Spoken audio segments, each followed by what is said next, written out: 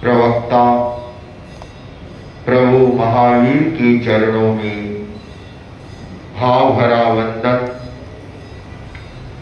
अनुव्रत अनुशासना युग प्रधान आचार्य श्री महाश्रवण जी के श्री चरणों में भाव भरा वंदन। अनुव्रत दिवस के इस कार्यक्रम में मुख्य अतिथि के रूप में उपस्थित नेपाल के पूर्व विदेश मंत्री वर्तमान सांसद एनपी साहू जी, वरिष्ठ doctor professor doctor Jagdish ji, Anuvrat समिति, अनुव्रत विश्व भारती सोसाइटी, अन्य सभा संस्थाओं के पदाधिकारीगण, धर्म सभा। अनुव्रत भगवान महावीर की देन है। उन्होंने संतों के लिए महाव्रत अर्थात पूर्ण व्रत और गृहस्थों के लिए अनुव्रत एक सीमा तक, अनुनाम छोटा व्रत नाम नियम, उनका एक अवधारणा दी और वे अनुव्रती श्रावक कहलाते हैं। और आज भी जैन समाज में उन 12 व्रतों का बहुत बड़ा मूल्य है। देश की आजादी के समय जब भारत आजाद हुआ था, नेपाल तो सदैव आजाद रहा है, कभी गुलामी की बेड़ियों से नहीं जकड़ा, न यहाँ मुगल आए न यहाँ अंग्रेज आए। जितना मैं यहाँ आकर के पढ़ा हूँ नेपाल के बारे में, लेकिन इंडिया में तो बहुत कुछ हुआ है। तो जब भारत में आजाद हुआ उस समय आचार्य तुलसी ने एक नारा दिया, असली आजादी को अपनाओ। कि भारत आजाद हुआ है इतने वर्षों के गुलामी के बाद में, तो केवल इससे नहीं होगा, देश का उत्थान है, उसके लिए नैतिकता चाहिए, प्रामाणिकता चाहिए, इंसानियत चाहिए, मानवता चाहिए, सदाचार और सद्भावना चाहिए। जब तक पारस्परिक सौहार्द सद्भावना ये नहीं होगा, हम इस आजादी का रसास्वादन नहीं कर सकेंगे। और उसके लिए उन्होंने सरदार शहर में 1 मार्च 1949 को अनुव्रत आंदोलन का प्रवर्तन किया और एक आह्वान किया पूरे देशवासियों से। और वहां से ये अनुव्रत की एक नई शुरुआत हुई। जो भगवान महावीर ने अनुव्रत दिए थे, उन्हीं अनुव्रतों को युगानुरूप करके आचार्य तुलसी ने उसे जन जन तक पहुंचाया कि कोई भी व्यक्ति किसी भी धर्म से जुड़ा हुआ हो, किसी भी जाति का हो, किसी भी वर्ण का हो, किसी भी लिंग का हो, वो इनका पालन कर सकता है। अनुव्रती बनने के लिए उसे जैन होने की जरूरत नहीं है, उसे आचार्य तुलसी या वर्तमान आचार्य महाश्रवण को गुरु भी बनाने की जरूरत नहीं है। अनुव्रत एक मार्गदर्शक है, पथ दर्शक है कि आप इस रास्ते पे चलोगे तो आपका भी कल्याण होगा, समाज का कल्याण होगा और देश का कल्याण होगा। आज अनुव्रत की जो ये 11 नियम है, मैं उपस्थित सभी जनमेदनी से कहना चाहूंगा, इन्हें समझ करके स्वीकार करें, समझे। और बहुत कठिन नहीं है, सरल है, लेकिन पालना कहीं कहीं कठिन भी होती है। नियम होता है। मैं किसी निरपराध प्राणी की संकल्प पूर्वक वध नहीं करूंगा। कल भी मैंने प्रवचन में बहुत को त्याग करा दिए थे। हिंसा के जितने भी है, चाहे चमड़े की जूती है, चमड़े के बेल्ट है, चमड़े के पर्स है, गलत खान पीन है, जितने भी है, ये सब इसी के अंतर्गत आती है। इसमें एक और जोड़ दे, मैं कभी भी गुस्से में आकर के, टेंशन में आकर के, परिस्थितियों में प्रेशर में आकर के आत्महत्या नहीं करूंगा। दूसरा, भ्रूण हत्या नहीं करूंगा। ये भी पंचेंद्रिय की हत्या है। जो एक भ्रूण है, अविकसित है, जिसका विकास नहीं हुआ है, और उसे क्रूरता पूर्वक ऐसे मार देना, ये गलत है। इन हिंसाओं से रोकना चाहिए, त्याग होने चाहिए। मैं आक्रमण नहीं करूंगा। और वैसे भी जैन समाज किसी पर आक्रमण नहीं करता। एक देश दूसरे देश की तो बात ही नहीं है। जैन समाज तो ऐसे ही अहिंसा प्रधान समाज है। हिंसात्मक तोड़-फोड़ मूलक प्रवृत्तियों में भाग नहीं लूंगा। कहीं पर भी प्रदर्शन हो रहा है, आप चाहे यहाँ नेपाल की सरकार है, वहां प्रमुख की सरकार है, सरकार से कोई भी आपको बनाना है तो आप सत्याग्रह करें, सत्य का आग्रह करें, जो गांधी जी ने किया। उस मार्ग के ऊपर चले, अहिंसा के मार्ग पर चले। आप अपने असूल पर पक्के रहे। बड़ी से बड़ी गवर्नमेंट है, वह भी सुनेगी, आपकी बात को समझेगी और जितना होगा उसको मानेगी भी। तो हिंसात्मक तोड़-फोड़ मूलक प्रवृत्तियों में भाग नहीं लेना और सांप्रदायिक सहिष्णुता, ये सबसे इंपॉर्टेंट और बहुत जरूरी है आज के युग में कि हम अपने अपने संप्रदाय में खुशहाल रहे, सांप्रदायिकता को, कट्टरता को बढ़ावा न दे, धार्मिक सहिष्णुता का परिचय दे। एक धर्म संप्रदाय दूसरे धर्म संप्रदाय का है, वह सम्मान करे, इज्जत करे, जहां तक हो समन्वय भी करे और व्यसन मुक्त और प्रामाणिक रहना, व्यसन मुक्त भी रहना और प्रामाणिक रहना, ब्रह्मचर्य का पालन करना और संग्रह की सीमा करना। जब भी चुनाव के प्रसंग हो तो अनैतिक आचरण नहीं करना। चुनाव के संबंध में आपको वोट देने की मना नहीं है। आप किसी भी पार्टी को, किसी भी उम्मीदवार को, किसी भी नेता को वोट दे सकते हैं, लेकिन अनैतिकता के साथ वोट न दें, सामाजिक कुरूपियों को प्रश्रय न दें, व्यसन मुक्त रहे, पर्यावरण के प्रति जागरूक रहे। बोलिए, इनमें आप लोगों को कहा है? लगभग तो ऐसे ही आप लोग पालन करते हैं। तो यहाँ उपलब्ध है ये फॉर्म और अधिक से अधिक इनको भर करके, आज अणुव्रत दिवस है, इसको पालना करके, नियम लेकर के इसे सफल और सार्थक बनाए। बंधुओं, इसे पूरे अणुव्रत के दर्शन को या अणुव्रत की जो आचार संहिता है, अणुव्रत के निर्देशक तत्व है, उसके संदर्भ में मैं एकदम शॉर्ट में कहूं तो 3 बिंदु में पूरी समग्र बात आ सकती है। और वह है कि हम जानते हैं नैतिकता का अर्थ है प्रामाणिकता। और प्रामाणिकता है वह 3 तरह की होती है। एक वचन की प्रामाणिकता, दूसरी अर्थ की प्रामाणिकता और तीसरी है व्यवहार की प्रामाणिकता। इन 3 चीज में पूरा का पूरा अणुव्रत का दर्शन समाहित है। आज वचन की प्रामाणिकता कहां है? कहीं नहीं है। व्यक्ति कभी कुछ कह देता है, कभी कुछ कह देता है। एक समय था जो कह दिया वह एकदम लक्ष्मण रेखा थी, लो की लकीर थी, कहावत थी, प्राण जाए पर वचन न जाए, रघुकुल रीत सदा चली आई।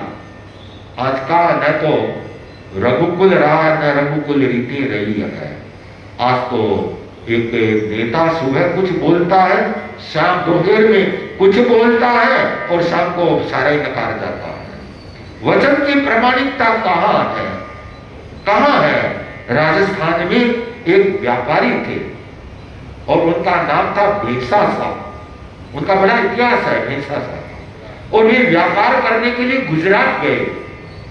अनजान देश, नया प्रदेश, अपरिचित लोग, और उन्हें रुपयों की जरूरत हुई।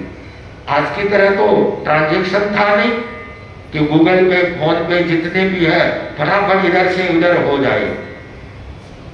तो भैंसा साहब को जरूरत हुई, एक बहुत बड़े रईस व्यक्ति के पास पहुंचे और का अपना परिचय दिया, मैं राजस्थान का प्रसिद्ध व्यापारी हूं, भैंसा साहब मुझे 1 लाख मुद्रा चाहिए, 1 लाख। तो कहा इसकी गारंटी क्या है? वापिस ब्याज सहित पैसे आएंगे। तो भैंसा साहब ने कहा ये भैंसा साहब की मूंछ का बाल है, अपनी मूंछ का एक बाल उतारा और कहा ये है, और 1 लाख रुपये, 1 लाख मुद्रा मिल गई। बंधुओं, आज पूरी मूंछ उतार कर रख दे तो इस 1000 रुपये नहीं मिलेंगे। क्यों? आपके वचन की प्रामाणिकता नहीं है, तो इसलिए लोगों ने मूंछें भी उतार दी है। रखते ही नहीं है, मूंछ भी साफ है। तो व्यक्ति को वचन की प्रामाणिकता है वह रहनी चाहिए कि मैंने कहा है उसके ऊपर मैं पका। और अर्थ की प्रामाणिकता आज कहां है? अर्थ की प्रामाणिकता।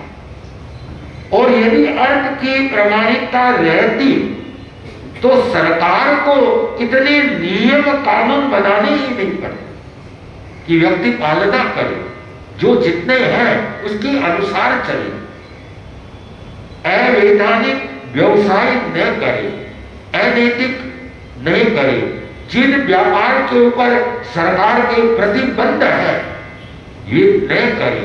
अरे बहुत सारे व्यापार बिजनेस है, आप पैसे कमा सकते हैं, ऐसा नहीं ईमानदारी से पैसे नहीं कमाए जाते, कमाए जा सकते हैं। हाँ, थोड़ी परीक्षा तो होती है, कसौटी तो आती है, लेकिन होता है। और आज भी जो नई पीढ़ी के बालक बालिकाएं हैं जो मैनेजमेंट का कोर्स करते हैं, MBA का और उनको मार्केटिंग के लिए बताया जाता है, समझाया जाता है कि आपका प्रोडक्ट मार्केट में लंबे टाइम तक कैसे रहेगा, इसका वैल्यू कैसे रहेगा, उसके पीछे अर्थ की प्रामाणिकता की इसको प्रमाणित रखेगा, ये पढ़ाया भी जाता है। और आज के बच्चे हैं कुछ इसका पालन भी करते हैं। मैं सवाई माधोपुर चतुर्मास कर रहा था, वहां एक स्थानकवासी परिवार है जो कोटा में रहता है और प्रसिद्ध है कोटा में जय जिनेन्द्र, कचौड़ी वाले जय जिनेन्द्र, उनकी कचौड़ी का काम है और आगे है जय जिनेन्द्र। तो उनके लड़के पढ़े लिखे हैं, उन्होंने कहा पापा बिजनेस यही करेंगे लेकिन आपकी तरह नहीं करेंगे। और उन्होंने एकदम पारदर्शिता पूर्वक अपने बिजनेस को चालू। तो ये बात नहीं है कि नहीं कर सकते, हो सकता है, संभव है। तो हम अर्थ के विषय में प्रामाणिक रहें और व्यवहार में हमारी प्रामाणिकता रहे। दिन भर बिना अच्छे सद्व्यवहार के हम एक दूसरे के ऊपर भरोसा ही नहीं कर सकते, विश्वास भी नहीं कर सकते। सारा का सारा हमारा धार्मिक जीवन है, पारिवारिक जीवन है, सामाजिक जीवन है, हमारा राष्ट्रीय जीवन है, सारा का सारा व्यवहार के ऊपर आधारित होता है। तो बंधुओं, आज हम अणुव्रत के इसे को समझें और अपने आप को स्वयं से शुरुआत करें। तो आचार्य तुलसी ने यही कहा, सुधरे व्यक्ति समाज, व्यक्ति से राष्ट्र स्वयं सुधरेगा, कि व्यक्ति सबसे पहले अपने आप को सुधारे। सुधरे व्यक्ति सुधरेगा, परिवार सुधरेगा, समाज सुधरेगा, राष्ट्र सुधरेगा। हम एक अच्छी नई शुरुआत करें और अणुव्रत एक वह आंदोलन है जिसको जन जन तक पहुंचाया जाना चाहिए। आज तो ठीक है पर्यूषण का एक संदर्भ है, उसके अंतर्गत यह अणुव्रत आया है, नहीं तो अणुव्रत इस चार दीवारी के भीतर रहकर चर्चा करने की चीज नहीं है। हाँ, या तो सारे रात दिन आने वाले हैं, मैं आपको जानता हूं, आप मेरे को जानते हैं, सब अणुव्रत को जानते हैं, सब जानते हैं।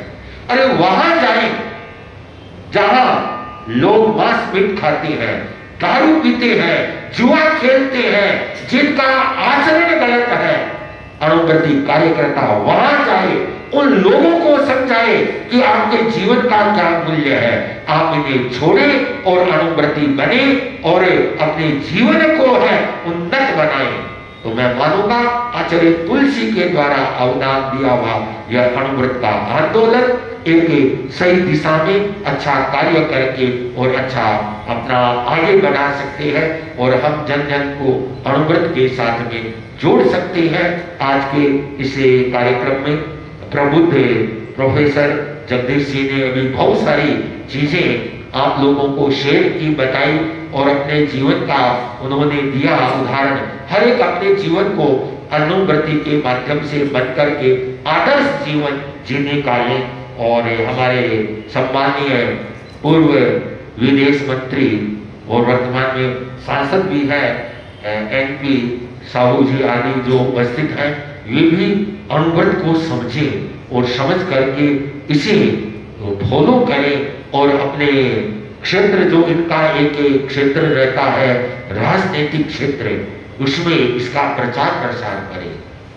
जब आचार्य तुलसी ने अणुव्रत आंदोलन दिया तो भारत के प्रथम राष्ट्रपति डॉक्टर राजेंद्र बाबू, दूसरे डॉक्टर राधा सर्वपल्ली राधाकृष्ण, आज जिनका जन्मदिन है और आज भारत में शिक्षक दिवस मनाया जाता है, आज एक दिन 5 सितंबर है ना, आज 5 सितंबर शिक्षक दिवस है। डॉक्टर राधाकृष्ण, जितने ये राष्ट्रपति हैं, पंडित जवाहरलाल नेहरू, उसके बाद मोरारजी देसाई आदि सारे अणुव्रत से हैं, वे जुड़े हुए रहे हैं।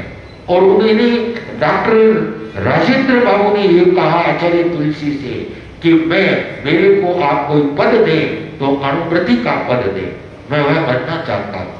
डॉक्टर सर्वपल्ली राधाकृष्ण ने एक पुस्तक लिखी बड़े बड़े लोगों की, उनमें एक आचार्य तुलसी को उन्होंने ऐड किया था। उस पुस्तक का अपना एक बहुत बड़ा मूल्य है और वे भरे दिल से आचार्य तुलसी के साथ जुड़े हुए थे। तो इतने इतने महान पुरुष इस अणुव्रत आंदोलन के साथ न जाने कितने कितने लोग जुड़े हुए हैं। तो अहिंसक शक्तियां हैं, वे जुड़े और जुड़ करके हर देश में समाज में एक सौहार्द सद्भावना का वातावरण बनाए। अस्तु सी भाव के साथ ओम।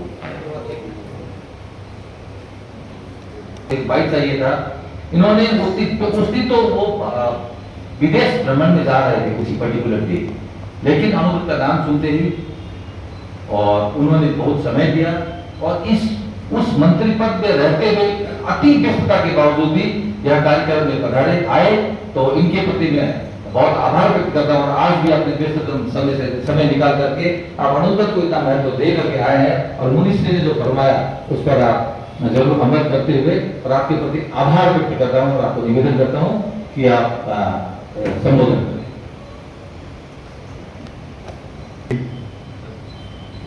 रमेश कुमार जी एवं सहवर्ती मुनि रत्न कुमार जी, कार्यक्रम का विशिष्ट अतिथि प्राडा अग्रवाल सर, यहाँ उपस्थित हुनुभएको, यो सभामा उपस्थित हुनुभएका सम्पूर्ण अणुव्रती दिदीबहिनीहरू, दाजुभाइहरू, अणुव्रत समितिका साथीहरू, यहाँहरू सबैलाई म आफ्नो तर्फबाट हार्दिक अभिवादन व्यक्त गर्न चाहन्छु। जहिले पनि म यो जैन भवनमा आउँछु, एक किसिमको विशिष्ट आध्यात्मको आनन्दको महसुस हुन्छ। यो ठाउँमा यस्तो किसिमको हामीहरूको सहकारिता हुन्छ, एकाअर्कामा सौहार्दता हुन्छ कि अहिंसाका विचारहरू संयमका विचारहरू स्वतः मान्छेभित्र चाहिँ जागृत हुने अवस्था म देख्छु। वास्तवमा आजभन्दा 2500 वर्ष अगाडि दुईटा राजकुमारहरूले आफ्नो राज्यलाई छोडेर शाक्यमुनि गौतम र महावीर दुईटा राजकुमारहरूले संसारलाई बदल्ने गरेर एउटा दृष्टान्त स्थापित गरेर चाहिँ उहाँहरू जानुभएको छ। वास्तवमा धर्म भनेको संस्कृतमा धारण गर्नु भन्छ। धारण गर्दाखेरि कुनै कुरालाई, कुनै मूल्य पद्धतिलाई, कुनै सोचलाई, जीवनका कुनै परम्परालाई, सनातनलाई मान्छेले धारण गर्दै अगाडि बढ्दै जाँदाखेरि हिन्दू धर्मको विकास भयो। वेद मान्नेहरू आस्तिक, वेद नमान्नेहरू नास्तिक भए। कर्मकाण्डहरूको त्यो बीचमा विकास हुँदै गयो र धर्ममा पनि केही विकृति आयो कि भन्ने किसिमको 2500 वर्ष अगाडि बहस चलिराखेको बेलामा दुईटा असाध्यै कुलीन पृष्ठभूमिबाट राजकुमारहरूले चाहिँ समाजमा चाहिँ एक किसिमको विद्रोह गरेर समाजलाई परिवर्तनको बाटोमा लैजानका लागि उनीहरूले कोसिस गरे र बुद्धले दुःखका कारणहरू पत्ता लगाउन खोज्नुभयो र उहाँले भन्नुभयो संसार दुःखमय छ, दुःखका कारणहरू छन्। दुःखका कारणहरू मान्छेका इच्छाहरू हुन्। जो मान्छे इच्छाबाट मुक्त छ त्यो मान्छे दुःखबाट पनि मुक्त छ। त्यसकारण चाहिँ इच्छा राख्ने कुरालाई एउटा लेभल दिनु जरुरी छ। मलाई लाग्छ बुद्धको त्यो फिलोसोफी र जैनको फिलोसोफीमा धेरै अन्तर छैन। जैनले पनि, महावीरले पनि संयमलाई उहाँले चाहिँ केन्द्र बनाउनु भएको छ र मान्छेले उहाँले चाहिँ संयम भनेको चाहिँ मनको संयमलाई पनि, शरीरको संयमलाई पनि र जीवनमा प्रगतिको लागि पनि मान्छे संयत हुनुपर्छ भन्ने दृष्टिकोणलाई पनि उहाँले जुन रूपमा अगाडि बढाउनु भएको छ त्यसमा मैले चाहिँ यहाँ भन्नै पर्छ कि आज जुन जैन फिलोसोफी, जैन धर्मलाई, जैन चिन्तनलाई, फिलोसोफीलाई जति कुरा पनि मान्ने मान्छेहरू चाहिँ समाजमा चाहिँ उनीहरू अगाडि बढिरहेका चाहिँ म देख्छु। उनीहरूको सङ्ख्या लिमिटेड छ। हाम्रा कैयौँ साथीहरू छन्, कैयौँ मारवाडी साथीहरू छन्। हामीहरू बस्दाखेरि, खाँदाखेरि यसो संयम गरेर पाउँछौँ। हामीहरूका चाहिँ के हुन्छ भने यो म मुनिजीलाई म आग्रह गर्न चाहन्छु कि यो नेपाल भनेको यो वास्तवमा चाहिँ दुईटा द ग्रेट सिभिलाइजेसनको यो एउटा जंक्शन जस्तो छ। दक्षिणतिर विशाल चाहिँ आर्य संस्कृति छ र उत्तरतिरबाट चाहिँ टिबेटो बर्मन चाहिँ कम्युनिटीहरू पनि चाहिँ बसिरहेका छ। त्यो दुईटै मर्ज भइसकेपछि हाम्रो कल्चरको फ्लेभर पनि चाहिँ आफ्नै किसिमको छ। हाम्रो समाजको संरचना, बनावट पनि आफ्नै किसिमको छ। यहाँ कहिलेकाहीँ चाहिँ यी दुईटा कल्चरहरूको मिक्सअपले गर्दाखेरि कहिलेकाहीँ फुड ह्याबिटको कुरा आउँछ। कहिलेकाहीँ अब उत्तरतिर चिसोतिर बस्ने मान्छेहरू एउटा खाना खान्छन्, दक्षिणतिर गर्मीमा चाहिँ फुड ह्याबिट एउटा हुन्छ। जीवन पद्धति, लुगा, कपडा, त्यो किसिमको विचारमा पनि एक किसिमको रिफ्लेक्सन आइरहेका हुन्छ। त यस्तो ठाउँमा विभिन्न उद्दीपनहरू, स्टिमुलसहरू चाहिँ वर्क गरिरहेका हुन्छन् एउटै मान्छेको जीवनमा पनि। तर यस्तो ठाउँमा चाहिँ जैन फिलोसोफी, धर्मलाई धारण गर्ने जति पनि मान्छेहरू हुन्छन्, म उहाँहरूसँग चाहिँ निकटता, मैले चाहिँ नजिकमा मेरा साथीहरू जति पनि छन्, उनीहरूले एक किसिमको प्यासेन्स, एउटा धर्मका प्रति आस्थाले सकारात्मक सोचका साथ उहाँहरू चाहिँ अगाडि बढेको, आफ्नो प्रगति पनि गरेको, समाजमा पनि कन्स्ट्रक्सन, रचनात्मकता, समाजसेवाको बाटोमा गएको मैले चाहिँ महसुस गर्छु र यो हामी सबैका लागि पनि यो महत्त्वपूर्ण छ। आचार्य तुलसीजीले धेरै वर्ष पहिलेको कुरा हो, धर्म भने चाहिँ सनातन प्राचीन त्यसको तिथिमिति पनि खोज्नु बडो गाह्रो हुन्छ।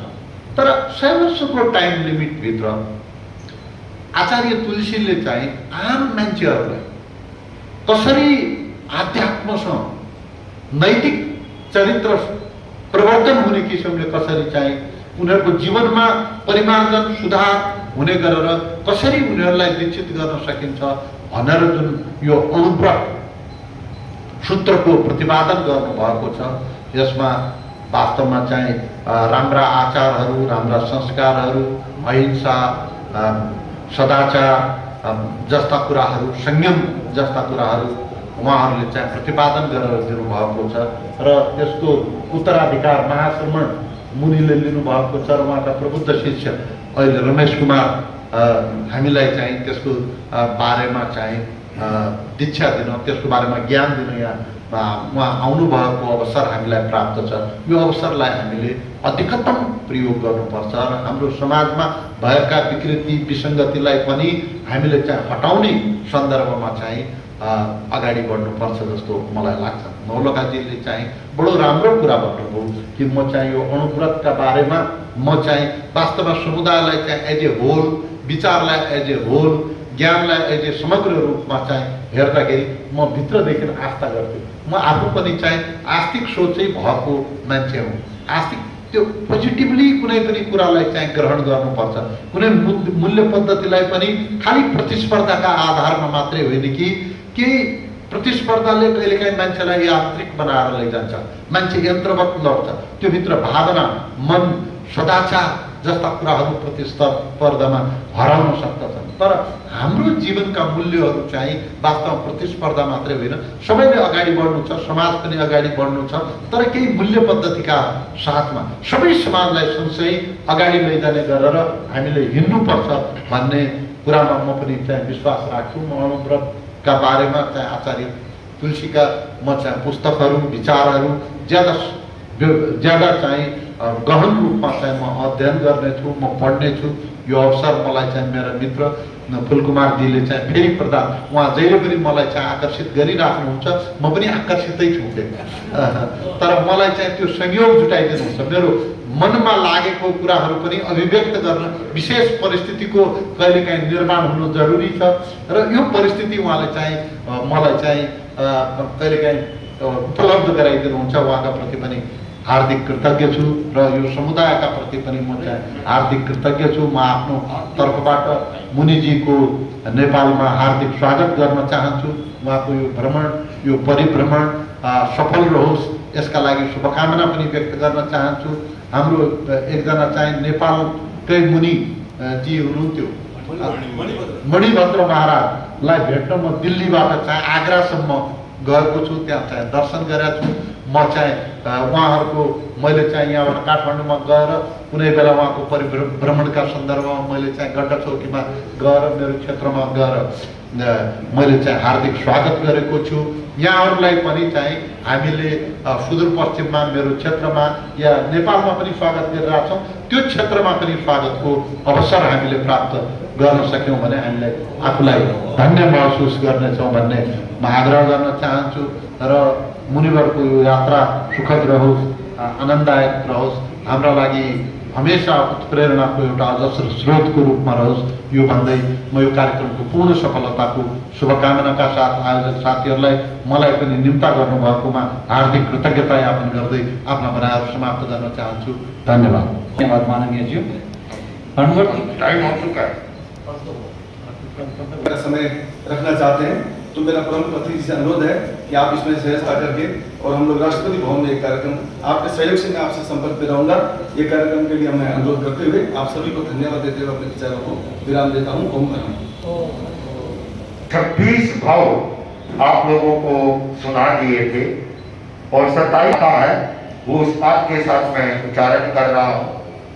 तेन कालेन भगवाओ गम समाहिरिये हतुत्तरायि चाहे हतुत्तरायि सद्भाव सद्वत्ताये अव्वा भाई निरावरणे अनंते अनुत्तरे केवल वर्णान दंसने समूपन्ने साईना भगवं परि नित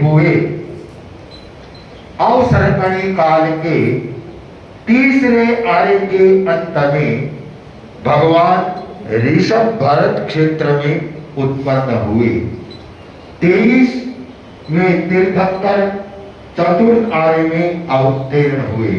भगवान महावीर जब इस धरा पर आए तब चतुर्थ आर्य के 75 वर्ष 4.5 मास अवशेष थे। जम्बूद्वीप के दक्षिण भारत ब्राह्मण कुंड ग्राम, जहां वेद और वेदांग का ज्ञाता लब्ध प्रतिष्ठित ऋषभदत्त नाम का ब्राह्मण था। उसकी पत्नी देवानंदा अत्यंत रूपवती, शांत स्वभाव वाली थी।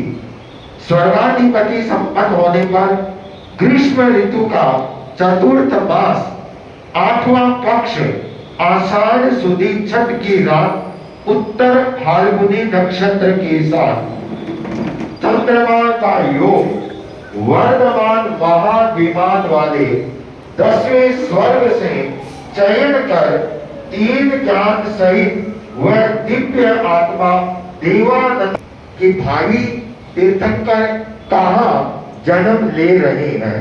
तो उसी समय अवधिगामी हरणगामैसी देव को वह आज्ञा दी, गर्भ के संहरण की अपने गर्भ में की थी। भगवान जन्मेंगे परम दयालु जग के तारणहार, ये तो 3 लोक के नाथ हो। खुशी की है बात हो, पहले सपने में देखा गजवर निराला, गजवर निराला। मोहाते मेरे हटावे ऋषभे सुहावना, ऋषभे सुहावना। सिंह अनुपम देखा तीसरे सपने में, चौथे लक्ष्मी जी वरदात हो। खुशी की है बात हो,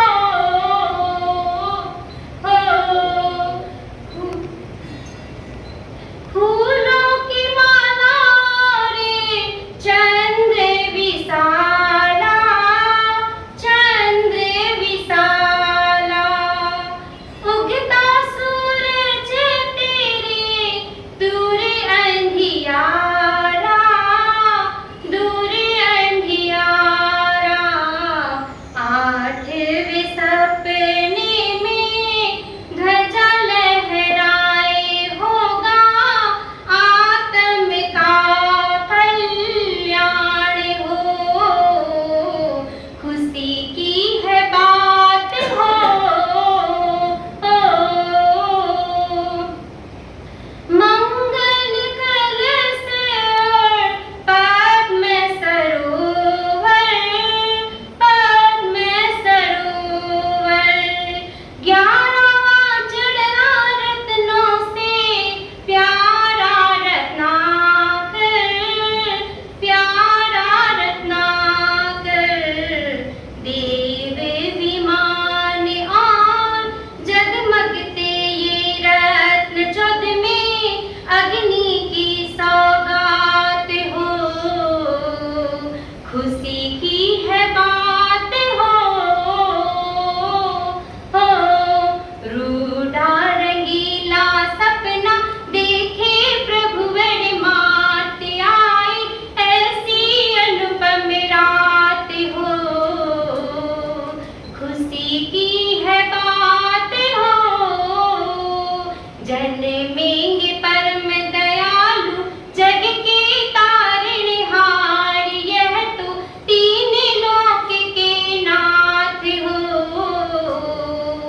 खुशी की है बात हो,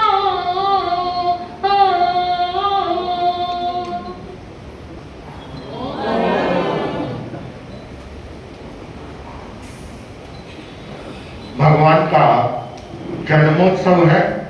परिवार वाले बनाते हैं। सो धर्मेंद्र। सावन का मौसम आई है सुहानी बहार, सौम्या के तप से छाई सतरंगी बहार, जीवन की बगिया में तप के सागर भर दे, तप ज्योति जला करके जीवन रोशन कर दे। होती जय जयकार है, तप ही श्रृंगार है, तप ही श्रृंगार है, कहता संसार है।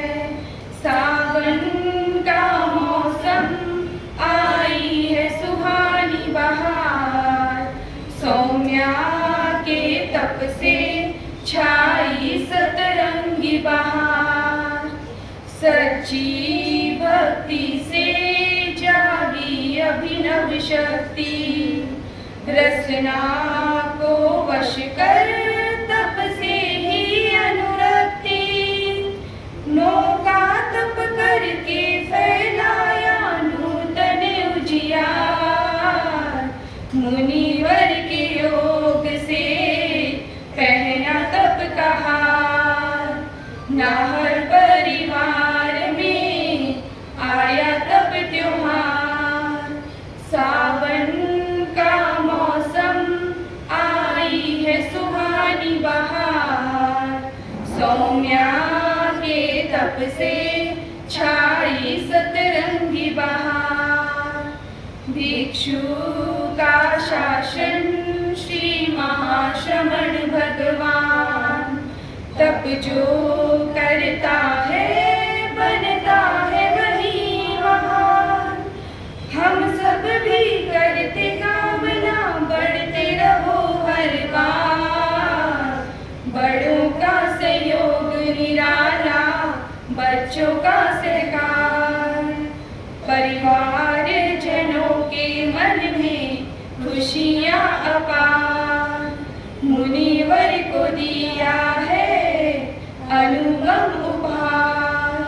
सावन का मौसम आई है सुहानी बहार, सौम्या के तप से छाई सतरंगी बहार, छाई सतरंगी बहार। बड़ा ही नाज तप त्याग के गहनों से श्रृंगार किया है आज, मासूम उम्र तेरी जीवन का समझ लिया सार, तप राह कठिन फिर भी हंस हंस के करती पार, गुरुवर का रहे आशीष करना तुम उन्नत काम, हमारी प्यारी सौम्या हमें तुम पर बड़ा ही नाज, तप बल की ज्योति से तेरा नूर निखर आया, तेरे प्रेरक कदमों पर मन मेरा भर आया, सुख साता में रहना भावों से कहते आज, हमारी प्यारी सौम्या हमें तुम पर बड़ा ही नाज, तप त्याग के गहनों से श्रृंगार किया है आज।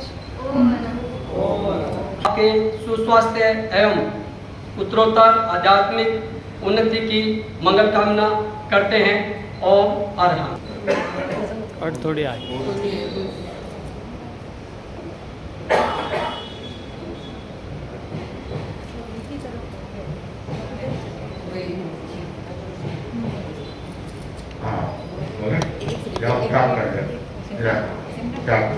नमो अर्थान, नमो सिद्धान, नमो आयुर्यान, नमो वैज्ञान, नमो लोहि सर्वसावन, ईशो पंचनमुकारो सब पाव प्रणाशनो मंगला मंत्र संदेशी परम हवई मंगला। कल एक प्रहर तक तीनों